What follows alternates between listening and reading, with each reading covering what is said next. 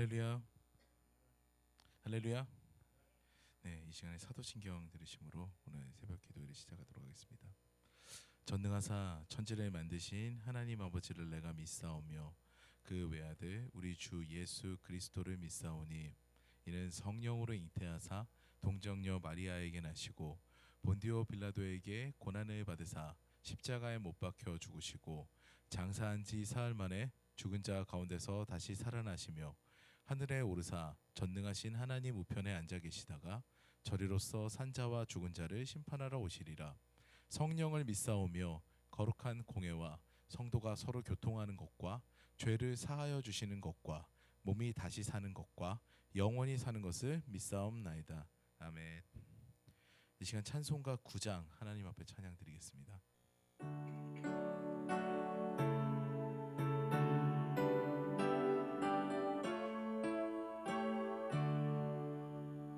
하늘에 가득 찬 영광의 하나님, 온 땅에 충만한 존귀하신 하나님, 생명과 빛으로 지혜와 권능으로 언제나 우리를 지키시는 하나님, 성부와 성자와 성령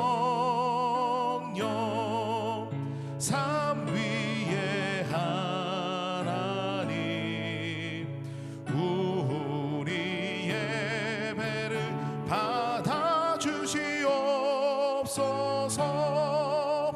사랑이 넘치는 자비하신 하나님, 은혜가 풍성한 구원의 하나님, 참회의 심령에 평안을 주시옵고 죄악과 허물을 용서하여 주소서.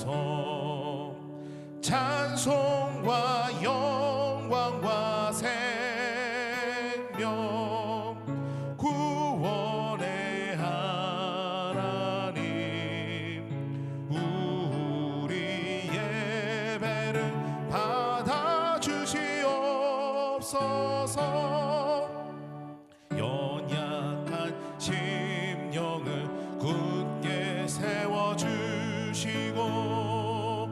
우둔한 마음을 지혜롭게 하시고 주의 뜻 받들어 참되게 살아가며 주 말씀 따라서 용감하게 하소서. 권능과 지혜와 사랑 은혜의 하나님, 우리 예배를 받아주시옵소서. 주 앞에 나올 때 우리 마음 기쁘고 그 말씀 힘되어 새 희망이 솟는다. 고난도 슬픔도 이기게 하시옵고 영원에 잇대어 살아가게 하소서. 우리의 자랑과 기쁨 생명의 하나님, 우리 예배를 받아주시옵소서.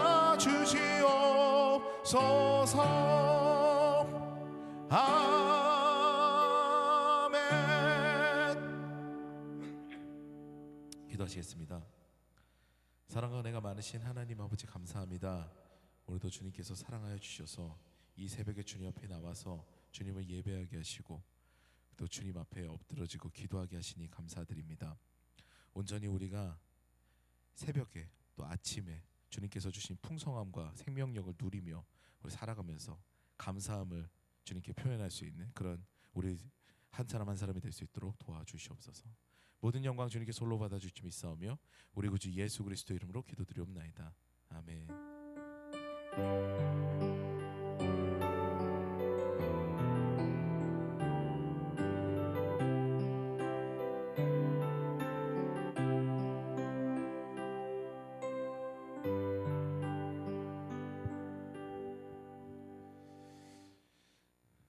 할렐루야. 네, 오늘 말씀은 역대하 5장 1절부터 14절 말씀입니다. 제가 1절부터 12절까지 봉독하고 13, 14절을 합독하도록 하겠습니다. 이렇게 해서 솔로몬은 주님의 성전을 짓는 모든 일을 완성하였다. 솔로몬은 그의 아버지 다윗이 거룩하게 구별해서 바친 성물 곧 은과 금과 모든 기구를 가져다가 하나님의 성전 창고에 넣었다.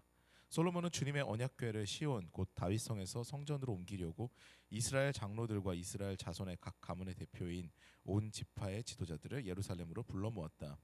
이스라엘의 모든 남자가 일곱째 달 절기에 왕 앞에 모였다. 이스라엘의 모든 장로가 모이니 레위 사람들이 궤를 메어 옮겼다. 궤와 회막과 장막 안에 있는 거룩한 기구를 모두 옮겨왔는데 제사장들과 레위 사람들이 그것을 날랐다. 솔로몬 왕과 왕 앞에 모인 온 이스라엘 회중이 궤 앞에서 양과 소를 셀 수도 없고 기록할 수도 없을 만큼 많이 잡아서 제물로 바쳤다. 제사장들은 주님의 언약궤를 제자리 곧 성전 내실 지성소 안 그룹들의 날개 아래에 가져다가 놓았다. 그룹들은 궤가 놓인 자리 위에 날개를 펼쳐서 궤와 채의 위를 덮었다. 궤에서 삐죽 나온 두 개의 채는 길어서 그 끝이 지성소의 정면에 있는 성소에서도 보였다. 그러나 성소 밖에서는 보이지 않았다. 그 채는 오늘날까지 그곳에 그대로 놓여 있다. 궤 속에는 호렙에서 모세가 넣어둔 두 판 말고는 아무것도 없었다. 이 두 판은 이스라엘 자손이 이집트에서 나온 다음에 주님께서 호렙에서 그들과 언약을 세우실 때 모세가 거기에 넣은 것이다. 제사장들이 성소에서 나올 때 제사장들은 갈래의 순번을 가리지 않고 모두가 이미 정결 예식을 마치고 거기에 들어가 있었고 노래하는 레위 사람들인 아삽과 헤만과 여두둔과 그들의 아들들과 친족들이 모두 모시 옷을 입고 심벌지와 검은고와 수금을 들고 제단 동쪽에 들어서고 그들과 함께 나팔 부는 제사장 120명도 함께 서 있었다. 다 같이 합독하시겠습니다. 나팔 부는 사람들과 노래하는 사람들이 일제히 한 목소리로 주님께 찬양과 감사를 드렸다. 나팔과 심벌지와 그 밖의 악기가 한때 어우러지고 주님은 선하시다 그 인자하심이 영원하다 하고 소리를 높여 주님을 찬양할 때 그 집 곧 주님의 성전에는 구름이 가득 찼다. 주님의 영광이 하나님의 성전을 가득 채워서 구름이 자욱하였으므로 제사장들은 서서 이를 볼 수가 없었다. 아멘. 저는 이 말씀으로 하나님 앞에서의 진정한 연합이라는 제목으로 은혜를 나누도록 하겠습니다. 예수님의 제자들, 즉 예수의 공동체를 살펴보게 되면 정말 기이할 정도의 그런 연합체임을 알 수가 있습니다. 부의 정도에도 차이가 있고 지적인 수준에도 굉장히 차이가 많습니다. 심지어 정치 색깔도 많이 달랐습니다. 부유한 선주로 기록되어 있는 베드로나 야고보나 그렇게 알려져 있는 또 세리로 알려진 마태는 비교적 부한 그룹이었겠죠. 그에 반해서 열심당원 시몬을 비롯한 사회 비주류 인사들도 있었습니다.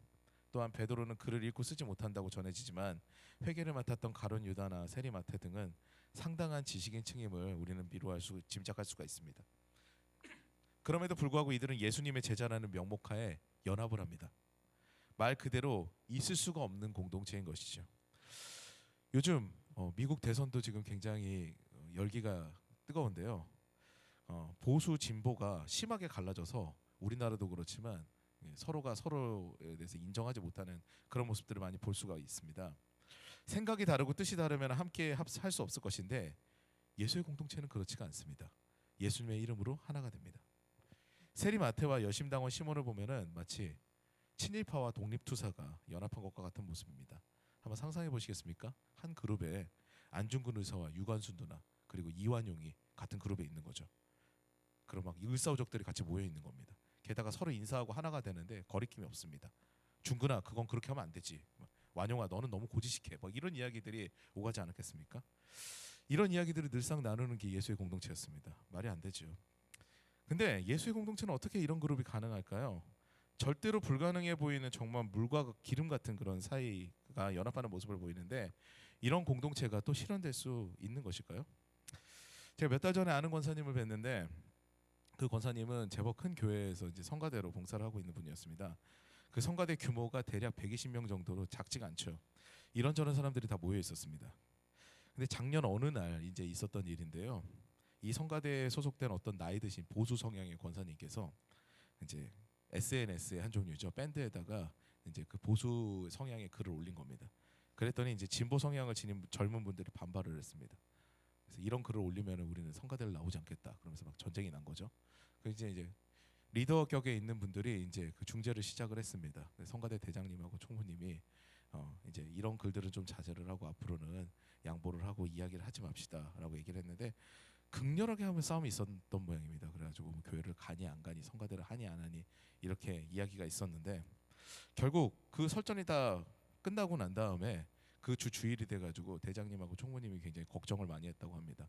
우리 예배 때 어떻게 될 것인가, 와서 싸울 것인가, 무너질 것인가. 그런데 예배를 드릴 때가 되니까 모두 모여가지고 아무 일도 없다는 듯이 인사를 나누더니 찬양을 막 즐겁게 하고 예배를 드렸다고 합니다. 저는 그 권사님과 웃으면서 그런 이야기를 나눴던 기억이 있습니다. 이 이야기의 포인트는 무엇입니까? 하나님 앞에서 우리는 다르지만 하나가 될 수 있다는 이야기죠. 무슨 이야기냐면 우리는 모두 독립적이고 개별적인 존재이기 때문에 생각이 다르고 때로는 다른 역할을 할 때가 있습니다. 그런데 주님 안에서는 동등한 인격체로 서로가 서로를 존중하고 배려하는 일이 일어날 수 있다는 이야기죠. 주님 앞에서는 우리가 모두 동일한 피조물이기 때문입니다.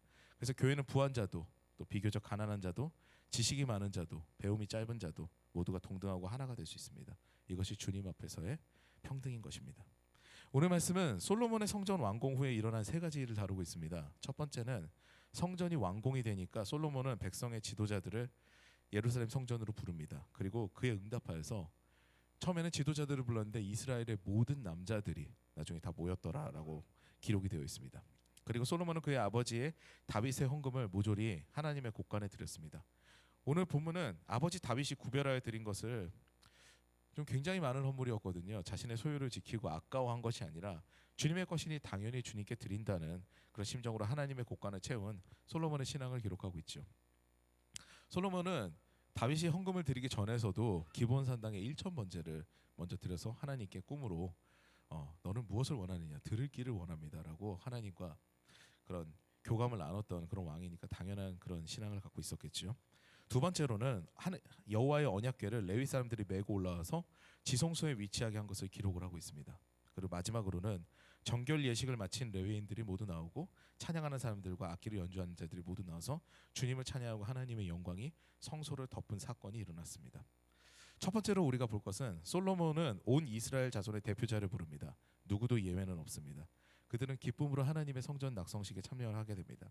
우리 역시 주님께서 우리를 찾고 부르실 때 특히 예배자를 찾으실 때 아멘하는 마음으로 주님 앞에 나아가야 할 것입니다. 그리고 솔로몬은 아버지 다윗이 성전을 위해 준비한 것을 아낌없이 주님께 드립니다. 이는 성막을 지을 때 모세가 광야에서 성막을 지을 때 모든 것이 흘러 넘칠 정도로 헌금을 한 이스라엘 백성들의 모습이 오버랩이 됩니다. 주님께서 주신 복을 주님께서 나에게 복을 주셨구나. 이것이 모두 주님의 은혜구나라고 느끼는 사람일수록 주님께 아끼지 않습니다. 그리고 그런 헌신의 행동들을 하나님께서는 기억하시고 재차 복을 내리시죠. 하나님께서는 그것을 그냥 보아 넘기시지 않습니다. 그 증거가 솔로몬이 기브온 산당에서 드렸던 1천 번제입니다. 기브온 산당에서 1천 번이 넘는 번제를 드린 솔로몬에게 하나님께서는 꿈에 나타나셔서 솔로몬의 마음을 보시고 구하는 것을 들어주십니다. 두 번째로 여호와의 언약궤를 레위 사람들이 메고 올라옵니다. 근데 특이한 건 10절입니다. 언약궤 안에서는 증거의 돌판, 즉 십계명 외에 아무것도 없다고 합니다. 우리가 신약 히브리서에 보게 되면은 증거궤 안에는 무엇이 또 있다고 전해지죠? 네, 아론의 쌍난 지팡이와 만나가 있다고 전해지죠. 그런데 이건 신약 전승과 좀 상이한 부분입니다. 구약 전승에서는 원래 증거궤 안에 만나와 아론의 쌍난 지팡이가 있지 않습니다. 각각 출애굽기 16장 34절과 민수기 17장 10절에 기록되어 있는데요. 증거궤 앞에 아론의 쌍난 지팡이를 갖다 두고 만나 한 호멜을 증거궤 앞에 두어라 라고 말씀을 기록을 하고 있습니다. 증거궤 안에는 구약 전승에서는 정말로 십계명 돌판 그 두 개밖에 없었죠. 그것이 무엇을 상징하고 있습니까? 이는 하나님의 말씀이 늘 지성소에 있으며 하나님께서 좌정하신 자리에 언약이 있다. 그것이 가장 중요하다라는 것들을 우리가 기억해야 한다는 것입니다.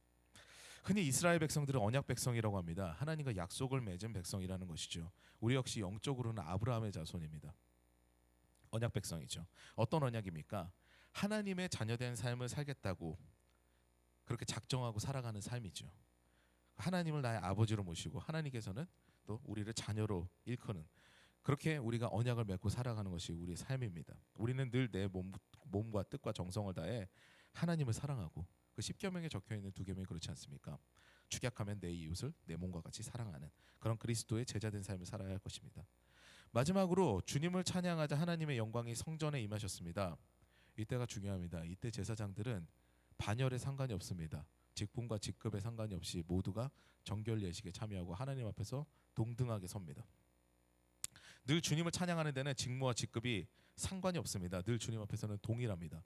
예수의 공동체와 똑같습니다. 서로 다른 생각을 가질 수 있지만 예배자의 자리에서는 모두가 동일합니다. 하나가 되어서 예배할 수 있고, 그리고 그곳에서 하나님의 영광이 임재하게 돼 있고, 그 안에서 우리가 주 안에서 우리는 동등하구나, 주님께서 우리를 동등하게 사랑하시는구나, 우리는 동등한 공동체구나, 이런 것들을 느낄 수 있다는 것이죠.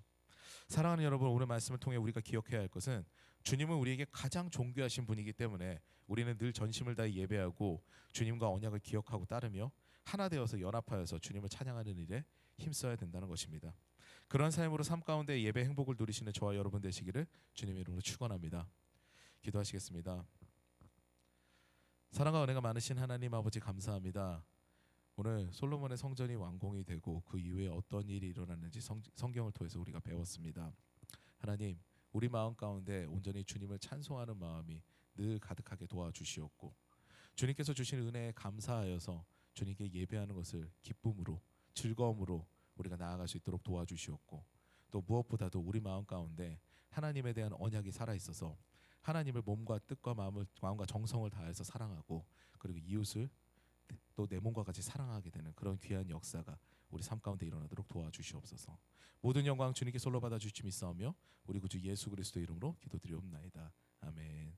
주기도문으로 마치겠습니다. 하늘에 계신 우리 아버지여, 이름이 거룩히 여김을 받으시오며 나라의 임하옵시며 뜻이 하늘에서 이룬 것 같이 땅에서도 이루어지이다. 오늘날 우리에게 용할 양식을 주옵시고, 우리가 우리에게 죄 지은 자를 사하여 준 것 같이 우리의 죄를 사하여 주옵시고, 우리를 시험에 들게 하지 마옵시고 다만 악에서 구하옵소서. 대개 나라와 권세와 영광이 아버지께 영원히 있사옵나이다.